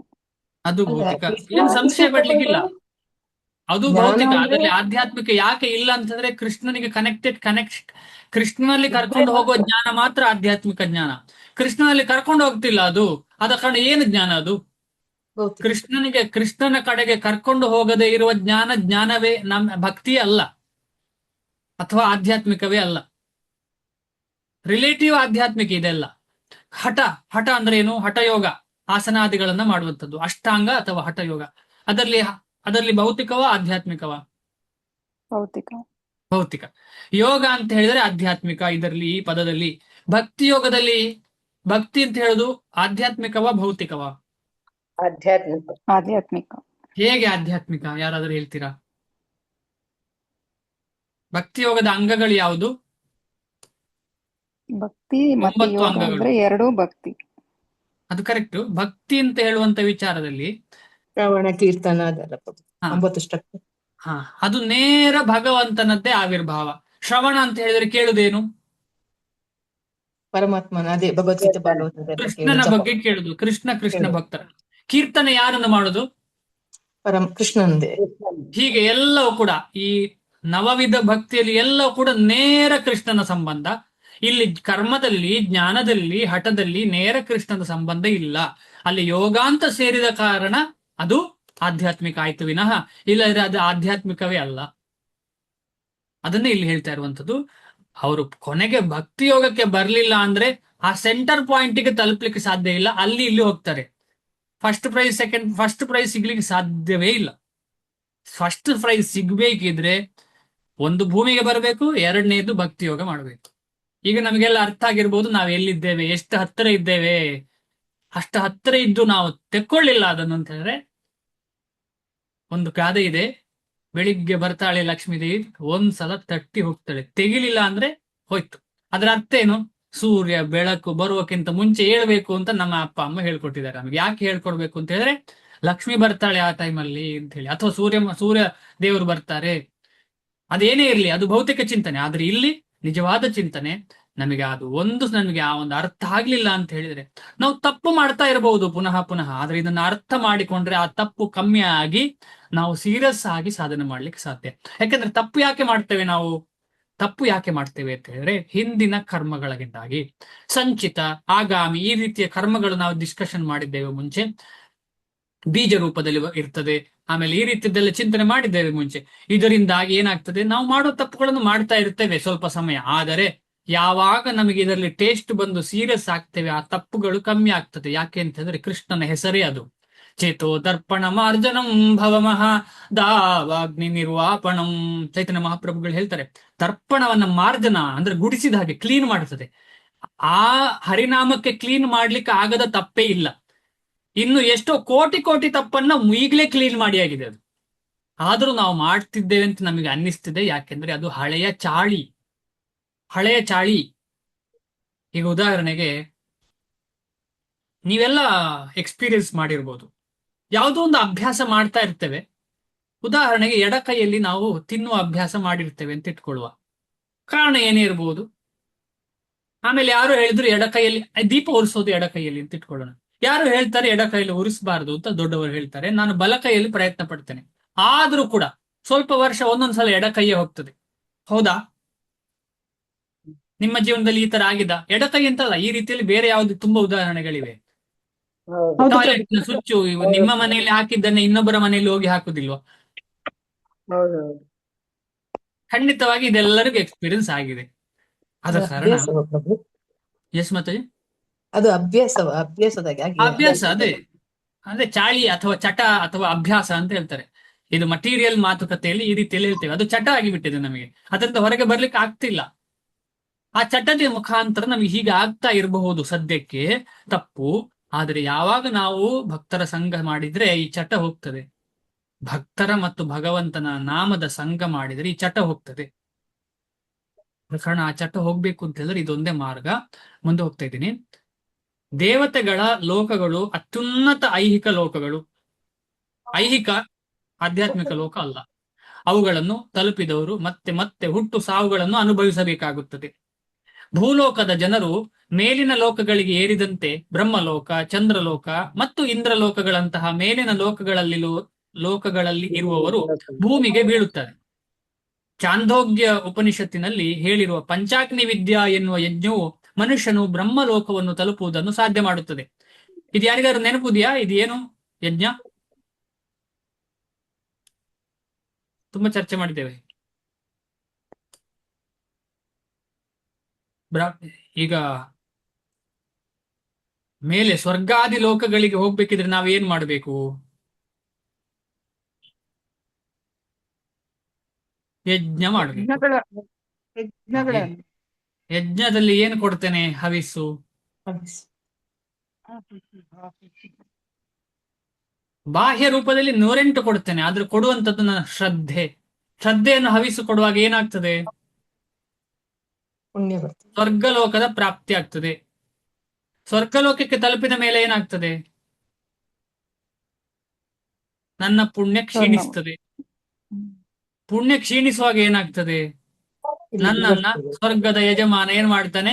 ಮಳೆಗೆ ತಳ್ತಾನೆ. ಮಳೆಯ ಮುಖಾಂತರ ನಾನು ಎಲ್ಲಿ ಬರ್ತೇನೆ? ನಾನಂದ್ರೆ ಆತ್ಮ. ಇಲ್ಲಿ ನಾನು ಎಲ್ಲಿ ಬರ್ತೇನೆ? ಮಳೆಯ ಮುಖಾಂತರ ಭೂಮಿಗೆ ಬರ್ತೇನೆ. ಭೂಮಿಗೆ ಬಂದ ಮೇಲೆ ಎಲ್ಲಿ ಹೋಗ್ತೇನೆ? ಬೆಳೆಗೆ ಹೋಗ್ತೇನೆ. ಬೆಳೆಯಿಂದ ಎಲ್ಲಿ ಹೋಗ್ತೇನೆ ನಾನು? ಪುರುಷನಲ್ಲಿ ಹೋಗ್ತೇನೆ. ಪುರುಷ ತಿಂದಿರ್ತಾನೆ. ಪುರುಷನಲ್ಲಿ ಹೋದವನು ಎಲ್ಲಿ ಹೋಗ್ತೇನೆ? ಕೊನೆಗೆ ಮಾತೆ ಗರ್ಭಕ್ಕೆ ಹೋಗ್ತೇನೆ. ಮಾತೆ ಗರ್ಭದಿಂದ ಪುನಃ ಎಲ್ಲಿ ಬರ್ತೇನೆ? ಈ ಭೂಮಿಗೆ ಹೊರಗೆ ಬರ್ತೇನೆ. ಈ ರೀತಿಯ ಚಕ್ರ ಇದು. ಜನ್ಮ ಮೃತ್ಯು ಜರಾ ವ್ಯಾಧಿಯ ಚಕ್ರವೇ ಇದು. ಸ್ವರ್ಗಕ್ಕೆ ಹೋಗುದು, ವಾಪಸ್ ಭೂಮಿಗೆ ಬರುದು. ಸ್ವರ್ಗಕ್ಕೆ ಹೋಗುದು, ವಾಪಸ್ ಭೂಮಿಗೆ ಹೋಗುದು. ನನಗೆ ಇಲ್ಲೇ ಬಡ್ದು ಹೋಗಿದೆ. ಬೆಳಿಗ್ಗೆ ಆ ಅಡಿಗೆ ಮಾಡು, ಸಂಜೆ ಈ ಅಡಿಗೆ ಮಾಡು. ಬೆಳಿಗ್ಗೆ ಅಲ್ಲಿಗೆ ಹೋಗು, ಸಂಜೆ ಇಲ್ಲಿಗೆ ಹೋಗು. ಇದೇ ಆಗಿದೆ. ಇನ್ನು ಅಲ್ಲಿಗೆ ಹೋಗಿ ಅದೇ ಮಾಡಬೇಕು. ಇಲ್ಲಿಗೆ ಬರುದು ಪುನಃ ಅದನ್ನೇ ಮಾಡ್ಲಿಕ್ಕೆ. ಆದ ಕಾರಣ ಅಂತ ಯಜ್ಞ ಅಗತ್ಯವಿಲ್ಲ. ನಮ್ಗೆ ನಿಜವಾದ ಯಜ್ಞ ಯಾವುದು? ಯಜ್ಞ ಪುರುಷನಾದಂತಹ ಕೃಷ್ಣನ ಸೇವೆ. ಅದು ಸಂಕೀರ್ತನ ಯಜ್ಞ. ಕಲಿಯುಗಕ್ಕೆ ಬರೀ ಸಂಕೀರ್ತನೆ, ಬೇರೆ ಯಾವುದು ಅಗತ್ಯ ಇಲ್ಲ. ಆದರೆ ಬ್ರಹ್ಮಲೋಕದಲ್ಲಿ ಕೃಷ್ಣ ಪ್ರಜ್ಞೆಯನ್ನು ಬೆಳೆಸಿಕೊಳ್ಳದಿದ್ದರೆ ಅವನು ಮತ್ತೆ ಭೂಮಿಗೆ ಹಿಂತಿರುಗಬೇಕಾಗುತ್ತದೆ. ಒಂದು ನಿಮಿಷ, ಯಾರೋ ಅನ್ಮ್ಯೂಟ್ ಮಾಡ್ಕೊಂಡಿದ್ದಾರೆ. ದಯವಿಟ್ಟು ಮ್ಯೂಟ್ ಮಾಡ್ಕೊಳ್ಳಿ, ಕೂಡಲೇ ಸುಲಭ ಆಗತ್ತೆ. ಆದರೆ ಬ್ರಹ್ಮಲೋಕದಲ್ಲಿ ಕೃಷ್ಣ ಪ್ರಜ್ಞೆಯನ್ನು ಬೆಳೆಸಿಕೊಳ್ಳದಿದ್ದರೆ ಅವನು ಮತ್ತೆ ಭೂಮಿಗೆ ಹಿಂತಿರಬೇಕಾಗುತ್ತದೆ. ಮೇಲಿನ ಲೋಕಗಳಲ್ಲಿ ಕೃಷ್ಣ ಪ್ರಜ್ಞೆಯಲ್ಲಿ ಮುಂದುವರಿದವರನ್ನು ಕ್ರಮೇಣ ಇನ್ನೂ ಮೇಲಿನ ಲೋಕಗಳಿಗೆ ಏರಿಸಲಾಗುವುದು. ಅಲ್ಲಿ ಕೂಡ ಅವಕಾಶ ಇದೆ, ಆದರೆ ಪುಣ್ಯ ಕ್ಷೀಣಿಸಿದ್ರೆ ಇಲ್ಲೇ ಬರಬೇಕು. ಅಲ್ಲಿ ನಿಜವಾಗಿ ಸೀರಿಯಸ್ ಆಗಿ ಸಾಧನೆ ಮಾಡಿದವರಿಗೆ ಹೋಗ್ಲಿಕ್ಕೆ ಸಾಧ್ಯ, ಆದ್ರೆ ಅಲ್ಲಿ ತುಂಬಾ ರಿಸ್ಕ್ ಇದೆ. ಅಲ್ಲಿ ಹೋದ್ರೆ ಆ ರೀತಿ ಸಾಧನೆ ಮಾಡ್ಲಿಕ್ಕೆ ಆಗೋದಿಲ್ಲ. ಯಾಕಂದ್ರೆ ಇಂದ್ರಿಯ ಸೆನ್ಸ್ ಗ್ರಾಟಿಫಿಕೇಶನ್ ಜಾಸ್ತಿ. ಮುಪ್ಪಿಲ್ಲ ರೋಗ ಇಲ್ಲ ಅಂದ್ರೆ ಸುಮ್ಮನೆಯಾ? ಮುಪ್ಪಿಲ್ಲ ರೋಗ ಇಲ್ಲ ಅಂತ ಹೇಳಿದ್ರೆ ಇಮ್ಯಾಜಿನ್, ನಮಗೆ ಏನು ಮುಪ್ಪಿಲ್ಲ ರೋಗ ಇಲ್ಲ ಅಂದ್ರೆ ಕೃಷ್ಣ ಬೇಕಾ ನಂಗೆ? ಕೃಷ್ಣ ಬೇಡ, ನಾನೇ ಎಂಜಾಯ್ ಮಾಡ್ತೇನೆ, ನನಗೆ ಎಂತ ಮಾಡಿದ್ರು ಪ್ರಾಬ್ಲಮ್ ಇಲ್ಲ. ಭೋಗಕ್ಕೆ ಪೀಚೆ ರೋಗ, ಭೋಗದ ಹಿಂದೆ ರೋಗ ಇದೆ, ನಮಗೆಲ್ಲರಿಗೂ ಗೊತ್ತು. ಅದಕ್ಕೋಸ್ಕರ ನಾವು ಜಾಸ್ತಿ ಭೋಗ ಮಾಡೋದಿಲ್ಲ. ಈ ಉದಾಹರಣೆಗೆ ಗುಲಾಬ್ ಜಾಮೂನ್ ನಾವು ಡೈಲಿ ಅಥವಾ ಹೋಳಿಗೆ ಡೈಲಿ ತಿಂತೇವೆ ಅಂತ ಇಟ್ಕೊಳ್ಳುವ, ನಮಗೆ ಡಯಾಬಿಟಿಸ್ ಬರ್ತದೆ ಅಂತ ನಮ್ಗೆ ಗೊತ್ತಿದೆ, ಆದ ಕಾರಣ ನಾವು ಕಂಟ್ರೋಲ್ ಮಾಡ್ತೇವೆ ಅಲ್ವಾ? ಅಲ್ಲಿ ಆಗಿಲ್ಲ, ಡೈಲಿ 20 ಹೋಳಿಗೆ ತಿನ್ಬಹುದು, ಏನು ತೊಂದರೆ ಇಲ್ಲ. ಎಲ್ಲಿ? ಸ್ವರ್ಗ ಲೋಕದಲ್ಲಿ. ಆದ ಕಾರಣ ರಿಸ್ಕ್ ಇದೆ. ಆದ್ರೂ ಕೂಡ ಅಂತ ರಿಸ್ಕಿನ ಜಾಗದಲ್ಲಿ ಯಾರಾದರೂ ಸಾಧನೆ ಮಾಡಿದ್ರೆ ಅವರು ಕೂಡ ಮೇಲಿನ ಲೋಕಕ್ಕೆ, ಕೃಷ್ಣ ಲೋಕಕ್ಕೆ ಹೋಗಬಹುದು. ವಿಶ್ವ ಪ್ರಳಯದ ಕಾಲದಲ್ಲಿ ಅವರು ನಿತ್ಯ ಆಧ್ಯಾತ್ಮಿಕ ರಾಜ್ಯಕ್ಕೆ ವರ್ಗಾಯಿಸಲಾಗುವುದು. ಹೇಗೆ ಅಂತ ಹೇಳಿದ್ರೆ ಆ ಸಮಯದಲ್ಲಿ, ಪ್ರಳಯದ ಸಮಯದಲ್ಲಿ. ಪ್ರಳಯ ಯಾವುದು ಅಂತ ಹೇಳಿ ನೆಕ್ಸ್ಟ್ ಶ್ಲೋಕದಲ್ಲಿ ಹೇಳಲಿಕ್ಕಿದೆ. ಭಗವದ್ಗೀತೆಯ ಮೇಲಿನ ಭಾಷ್ಯದಲ್ಲಿ ಶ್ರೀಧರ ಸ್ವಾಮಿಗಳು ಈ ಶ್ಲೋಕವನ್ನು ಉಲ್ಲೇಖಿಸುತ್ತಾರೆ. ಬ್ರಹ್ಮಣ ಸಹತೆ ಸರ್ವೇ ಸಂಪ್ರಾಪ್ತೆ ಪ್ರತಿ ಸಂಚರೆ ಪರಸ್ಯಾಂತೆ ಕೃತಾತ್ಮಾನಃ ಪ್ರವಿಶಂತಿ ಪರಂಪದಂ. ಯಾವಾಗ ಬ್ರಹ್ಮನ ಕೊನೆಯಲ್ಲಿ ಪ್ರಳಯ ಆಗ್ತದೆ ಆಗ ಹೋಗ್ತಾರೆ. ಅಲ್ಲಿ ತನಕ ಇದ್ದವರು, ಅಲ್ಲಿ ಸಾಧನೆ ಮಾಡಿದವರು, ಬ್ರಹ್ಮನ ಹಾಗೆ ಸಾಧನೆ ಮಾಡಿದವರು. ಯಾಕಂದ್ರೆ ಬ್ರಹ್ಮ ಅಂತ ಹೇಳಿದ್ರೆ ನಮ್ಮ ಆಚಾರ್ಯರು, ಅವರು ಮಾಡಿದ ಸಾಧನೆ ಆ ರೀತಿಯಲ್ಲಿ ಸಾಧನೆ ಮಾಡಿದರು. ಸಾಮಾನ್ಯ ವ್ಯಕ್ತಿ ಅಲ್ಲ ಬ್ರಹ್ಮದೇವರು. ಈ ಐಹಿಕ ಜಗತ್ತು ನಾಶವಾಗುವಾಗ ಕೃಷ್ಣ ಪ್ರಜ್ಞೆಯಲ್ಲಿ ಸದಾ ನಿರತರಾದ ಬ್ರಹ್ಮ ಮತ್ತು ಅವನ ಭಕ್ತರನ್ನು ಅವರವರ ಬಯಕೆಗೆ ಅನುಗುಣವಾಗಿ ಆಧ್ಯಾತ್ಮಿಕ ವಿಶ್ವಕ್ಕೆ ಮತ್ತು ನಿರ್ದಿಷ್ಟ ಆಧ್ಯಾತ್ಮಿಕ ಲೋಕಗಳಿಗೆ ವರ್ಗಾಯಿಸಲಾಗುವುದು. ಅದು ಯಾವುದು ನಮಗೆ ಗೊತ್ತು, ಬ್ರಹ್ಮನ್, ಪರಮಾತ್ಮ, ಭಗವಾನ್. ಅದಕ್ಕೆ ಅನುಗುಣವಾಗಿ ಹೋಗ್ತಾರೆ. ಅಲ್ಲಿ ಹೋದವರು ಯಾರಾದ್ರೂ ನಿರ್ಗುಣ ಬ್ರಹ್ಮನನ್ನ ಧ್ಯಾನ ಮಾಡಿದ ಅಂದ್ರೆ ಅಲ್ಲಿ ಕಳಿಸ್ತಾರೆ.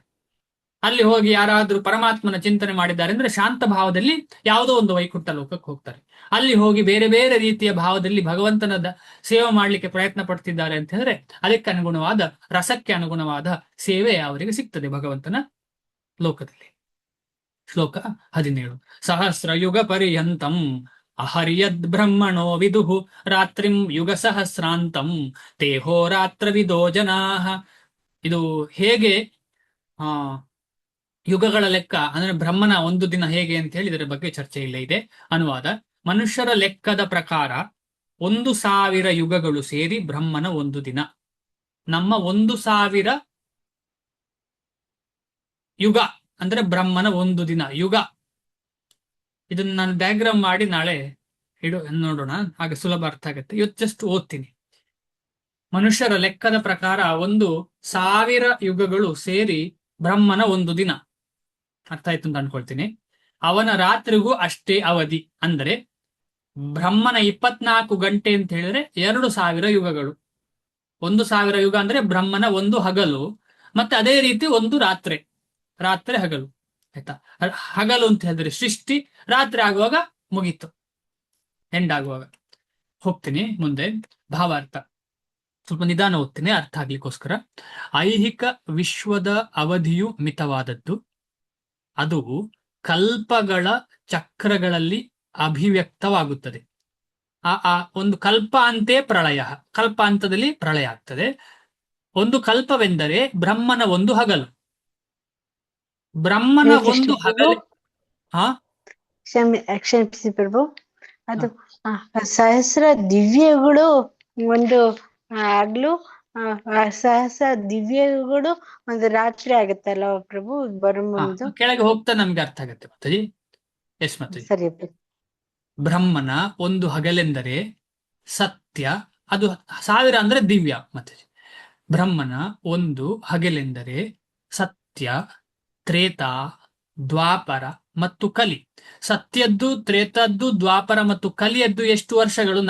ನಮ್ಮ ಲೆಕ್ಕ, ಮನುಷ್ಯನ ಲೆಕ್ಕಕ್ಕೆ ಎಷ್ಟು ವರ್ಷಗಳು ಸತ್ಯ, ತ್ರೇತ, ದ್ವಾಪರ ಮತ್ತು ಕಲಿ ಅಂತ ಹೇಳುವುದನ್ನ ಮುಂದೆ ಹೇಳ್ತಾರೆ. ಎನ್ನುವ 4 ಯುಗಗಳು 1000 ಚಕ್ರಗಳು.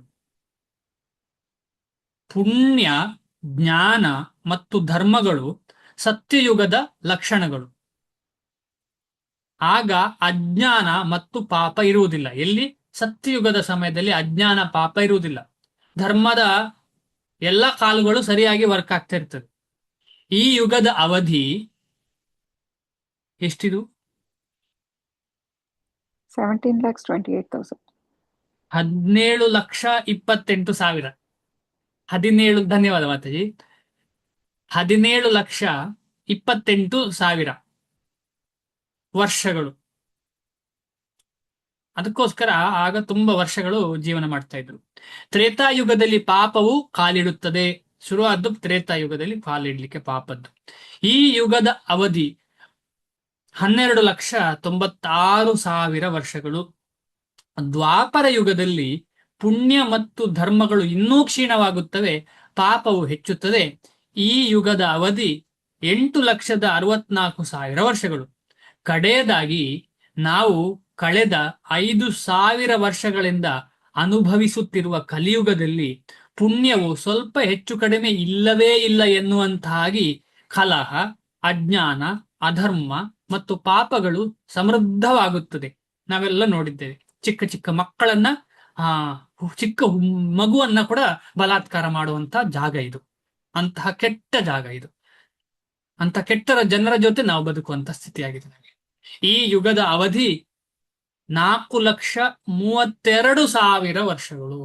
4,32,000 ವರ್ಷಗಳು ಅಷ್ಟೇ. ಕಮ್ಮಿ.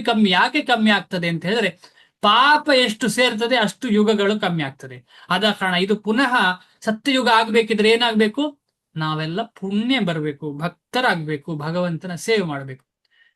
ಕಲಿಯುಗದಲ್ಲಿ ಅದೇ ಶ್ರೀಲ ಪ್ರಭುಪಾದರ ಉದ್ದೇಶ ಆಗಿತ್ತು. ಎಲ್ಲರನ್ನ ಭಕ್ತಿ ಕೊಟ್ರೆ ಇದು ಕಲಿಯುಗದವೇ ಮಾರ್ಪಾಟಾಗ್ತದೆ ಸತ್ಯಯುಗ. ಭಗವಂತ ಕಷ್ಟಪಡಬೇಕು ಅಂತಿಲ್ಲ, ಬಂದು ಎಲ್ಲರನ್ನು ಕೊಲ್ಬೇಕು ಅಂತಿಲ್ಲ. ಕಲಿಯುಗದಲ್ಲಿ ಪಾಪವು ಎಷ್ಟರ ಮಟ್ಟಿಗೆ ಹೆಚ್ಚುತ್ತದೆ ಎಂದರೆ, ಈ ಯುಗದ ಅಂತ್ಯದಲ್ಲಿ ಪರಮಪ್ರಭುವೇ ಕಲ್ಕಿಯ ಅವತಾರವಾಗಿ ಕಾಣಿಸಿಕೊಳ್ಳುತ್ತಾನೆ, ರಾಕ್ಷಸರನ್ನು ಕೊಲ್ಲುತ್ತಾನೆ. ಚೈತನ್ಯ ಮಹಾಪ್ರಭುಗಳು ಕೊಂದ ರೀತಿಯಲ್ಲಿ ನಾವು ಆಕ್ಸೆಪ್ಟ್ ಮಾಡಿದರೆ ಇದರಿಂದ ಬಚಾವು, ಇಲ್ಲದ್ರೆ ಕಷ್ಟ. ಚೈತನ್ಯ ಮಹಾಪ್ರಭುಗಳು ಹೇಗೆ ಪಾಪವನ್ನು ಕೊಂದ್ರು? ಜಗಾಯಿ ಮದಾಯಿ ಈ ರೀತಿಯಲ್ಲಿ ನಿತ್ಯಾನಂದ ಪ್ರಭುಗಳು ಹೇಗೆ ನಾಮ ಕೊಟ್ಟು ಪಾಪ ಸಂಹಾರ ಮಾಡಿದ್ರು. ನಾಮ ಕೊಟ್ಟು, ನಮ್ಮ ಹತ್ರ ಯಾರಿಗೂ ಬೇರೆ ಏನು ಬೇಡ, ನಾಮ ಇಟ್ಟುಕೊಂಡು ಹರಿನಾಮ ಇಟ್ರೆ ನಮ್ಮಲ್ಲಿರುವ ಪಾಪ ಎಲ್ಲ ಸಂಹಾರ.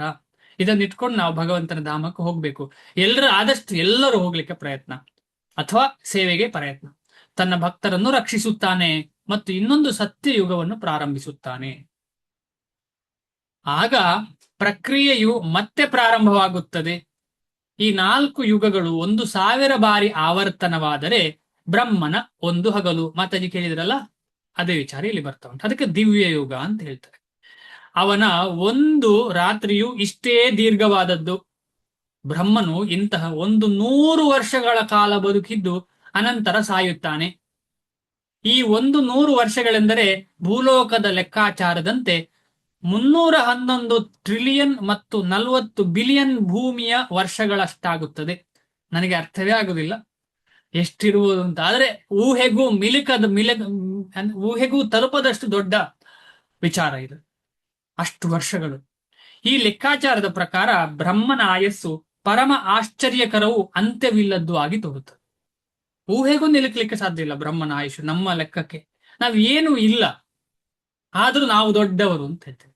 ಅಂತ ಬ್ರಹ್ಮನೇ ಸ್ಟ್ರಗಲ್ ಮಾಡ್ತಿದ್ದಾರೆ ಅಂತ ಹೇಳುವಾಗ, ಬ್ರಹ್ಮಾದಿ ಏನ್ ಹೇಳ್ತಾರೆ, ಸ್ತಂಭ ಪರ್ಯಂತಂ ಅಂತ ಹೇಳ್ತಾ ಇದಾರಲ್ಲ, ಎಲ್ಲರೂ ಒಂದೇ ರೀತಿ, ಯಾಕೆಂದ್ರೆ ಎಲ್ಲರೂ ಭೌತಿಕ ಜಗತ್ತಲ್ಲೇ ಇದ್ದಾರೆ ಅಂತ ಹೇಳುವಾಗ ನಾವು ಏನು ಇಲ್ಲದವರು ಎಂತ ಸ್ಥಿತಿ ನಮ್ಗೆ. ಈ ಲೆಕ್ಕಾಚಾರದ ಪ್ರಕಾರ ಬ್ರಹ್ಮನ ಆಯಸ್ಸು ಪರಮಾಶ್ಚರ್ಯಕರವು ಅತ್ಯವಿಲ್ಲದ್ದು ಆಗಿ ತೋರುತ್ತದೆ. ಆದರೆ ಅನಂತತೆಯ ದೃಷ್ಟಿಯಿಂದ ಅದು ಮಿಂಚು ಹೊಳೆಯುವಷ್ಟು ಕಾಲದಷ್ಟು ಹ್ರಸ್ವ ಅಂದ್ರೆ ಶಾರ್ಟ್.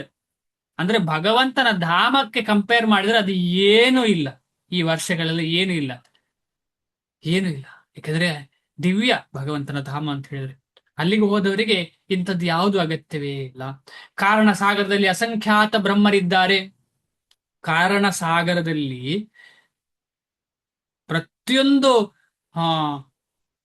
ಏನ್ ಹೇಳುದು, ಅದಕ್ಕೇನ್ ಹೇಳ್ತಾರೆ, ಬ್ರಹ್ಮಾಂಡ.